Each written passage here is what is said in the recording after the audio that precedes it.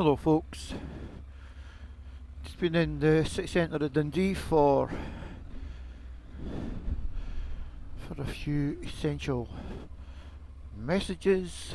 Free parking in Dundee for motorcycles, so it's the reason to come into town on the bike rather than the car.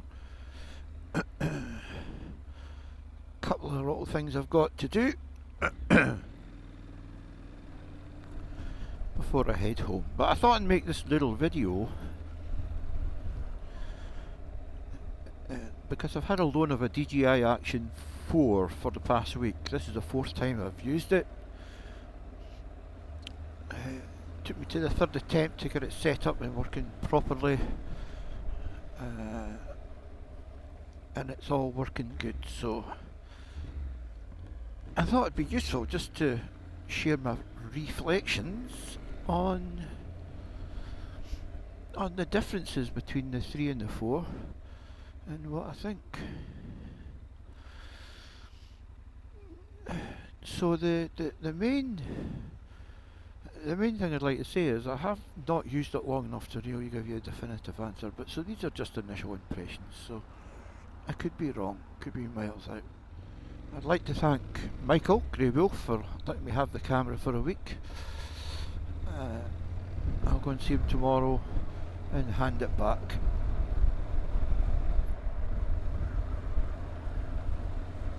It's pretty cold today, a bit misty and grudgy. So what do I see as the main differences between the two cameras?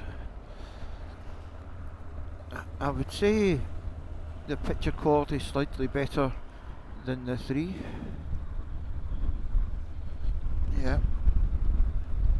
not much in it, still got great pictures from DJI 3, but I think 4 probably just pings a bit more. But it's hard to say, there's not really been a particularly sunny day, so it's hard to say. It's been like this for the past week. Grey and overcast.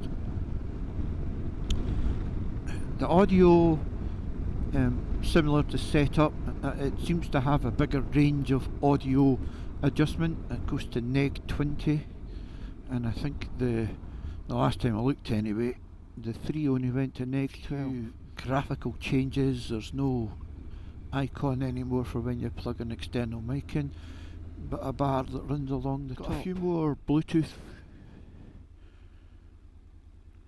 options, because obviously you can connect mics and all that kind of stuff, so directly to the camera, the DJI Radio Mic 2. So you still get good picture quality, still get good audio, as hopefully you're hearing just now. It feels similar size. I haven't compared the 2 of them, but it feels like it's a similar size to the 3. It might be slightly bigger, but I could be wrong.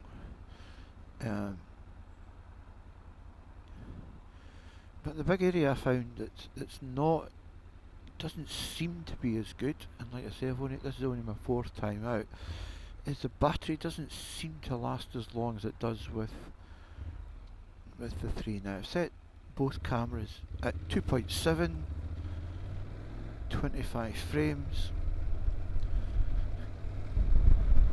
wide view, and just about all the rest of them at standard settings, automatic exposure and all that kind of stuff. And I have found the camera, I felt the camera ran out of puff. Now I would need to use it a bit longer than I've had it to really confirm that, but that's an initial impression. When I was setting up, playing about with mics and doing all that kind of stuff in the house, the battery lost some of its charge. Now it wasn't on for particularly long, but it was on and off quite a few times. But I've never noticed that with the 3. But like I say, that might just not be the case. It might just be my perception. But other than that, the camera is excellent. Another fine addition to the DJI range. Of course, it's the same magnetic mounting system an absolute godsend. Just love the way that it clips on and off, and it's absolutely rock solid. Not catching a break with the lights today. I'd just like to say thank you again to everyone who subscribed. The numbers are growing steadily.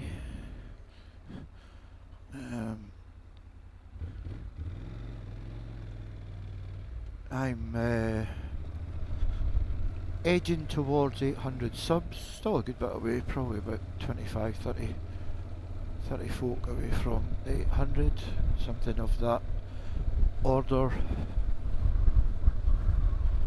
Well, very nice it is too, so I hope you're enjoying some of the stuff that I put out. There's the football grounds up there, the closest to professional football grounds in the country. A couple of 100 yards between them. That's Tannadice, and the one behind it is Dens Park. So a question that runs through my mind about the DJI Action 4 is, if I owned a DJI Action 3,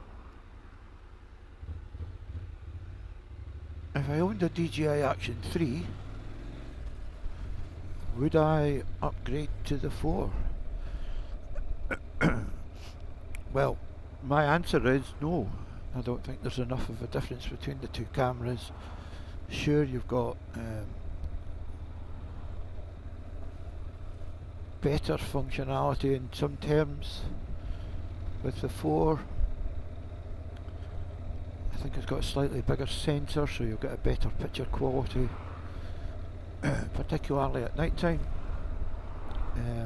No, that's one thing I should mention. I did go for a nighttime run.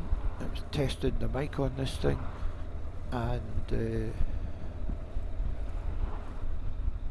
it came out very well, I would say. Very well indeed, far better than the 3, so that's a big plus. But you know, how often do you ride about on the motorbike and make videos at night time? Not a huge lot, I suspect. So I'm quite happy now that I've managed to get my hands on an Action 4, play about with it, take some video. Still a fantastic camera,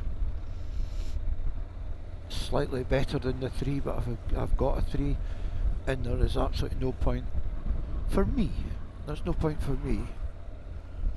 upgrading to the 4.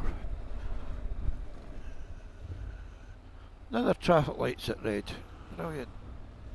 Many thanks once again to Michael GreyWolf for letting me use this camera and play around with it. Michael, of course, has bought the new Insta360 Pro, whatever it's called. I'll let him tell you why he's bought the Pro.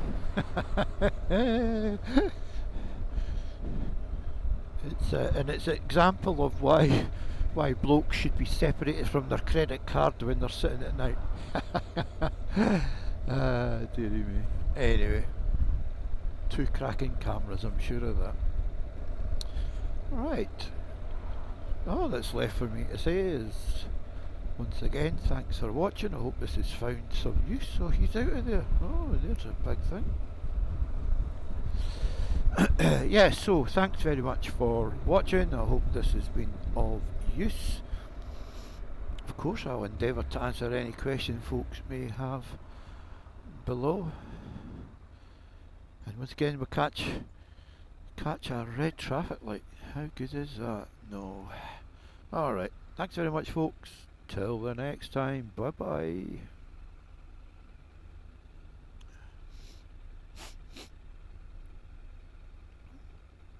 Bloody traffic lights.